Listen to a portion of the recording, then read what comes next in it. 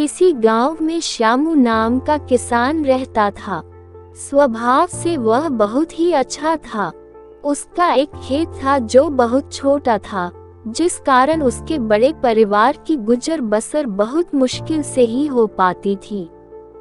श्यामू अपने खेत में बहुत मन लगाकर काम करता, लेकिन खेत छोटा होने के कारण काम कुछ ही घंटों में खत्म हो जाता था। उसके बाद वह खाली रहता था। काम के बाद का खाली समय श्यामू को बिताना भारी पड़ता था। इसलिए उसने एक दिन सोचा कि क्यों न इस खाली समय में गांव के ही सेठ जी के खेत पर मजदूरी कर लिया जाए। इससे खाली समय भी कट जाएगा और घर में पैसे की कमी भी कुछ दूर हो जाएगी। गांव के सेठ जी बड़े भले इंसान थे। श्यामू जब उनसे काम मांगने गया तो सेठ जी ने कहा, तुम्हें मेरे खेत पर मजदूरी करने की जरूरत नहीं है। आज से मैं पूरे खेत की जिम्मेदारी तुमको देता हूँ। जो भी फसल होगी आधा मुझे दे देना और आधा तुम ले जाना। सेठ जी के इस भले व्यवहार से श्यामू बहुत खुश हुआ और अगले ही दिन उनके खेत पर काम शुरू कर दिया। वह प्रतिदिन सुबह सबसे पहले अपने खेत का काम खत्म करता और फिर सेठ जी के खेत में काम करने चला जाता था। एक दिन दोपहर को जब श्यामू सेठ जी के खेत में हल चला रहा था, उसी वक्त उसका पैर किसी सख्त चीज से टकराया। जब उसने मिट्टी हटाकर देखा तो वहां पर मिट्टी से बना एक छोटा मटका था, जिसके ऊपर लाल कपड़ा बंधा हुआ था।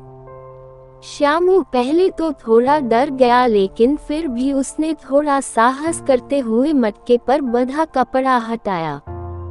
जैसे ही उसने मटके के अंदर देखा, उसके आश्चर्य का ठिकाना न रहा। उसमें सोने के कई आभूषण थे। श्यामू को अब समझ ही नहीं आ रहा था कि वह इन कीमती आभूषणों क्या करे। एक और वह सोचता, इसे किसी सुनार को बेचकर अपने घर की पैसे की कमी हमेशा के लिए खत्म कर देता हूँ। वही दूसरे ही पल सोचना कि यह जमीन सेठ जी की है, ये उन्हें ही सौंपना उचित होगा।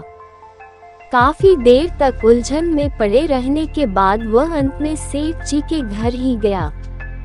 उसने सेठ जी को सारी कहानी बताकर मटका उन्हीं के सामने रख दिया। मिट्टी का वह मटका देखकर सेठ जी उसे पहचान गए और बोले, ये मेरी दादी के आभूषण हैं। मैं कई वर्षों से इसे खोजने की कोशिश कर रहा था। मुझे पता नहीं था कि ये कहाँ गड़े हुए हैं। इन्हें अचानक खोजकर तुमने बहुत बड़ा उपकार किया है। तुम्हें इस काम के लिए कोई बड़ा इनाम तो मिलना ही चाहिए।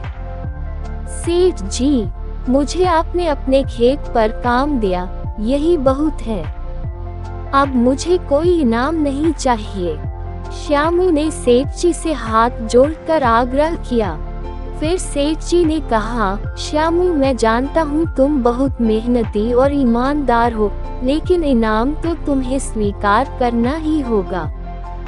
सेठ जी थोड़ी देर रुके और फिर कहा, मेरे जिस खेत पर तुम काम कर रहे हो, आज से वह तुम्हारा है।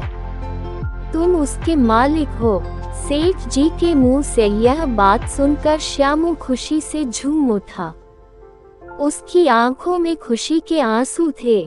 वह मन ही मन सोच रहा था कि यदि वह लालच में पड़कर अपनी ईमानदारी को भूल जाता तो उसे इतना बड़ा इनाम नहीं मिलता। सीख, ईमानदारी सबसे अच्छी नीति है। थोड़े से लालच के लिए किसी के साथ बेईमानी नहीं करनी चाहिए।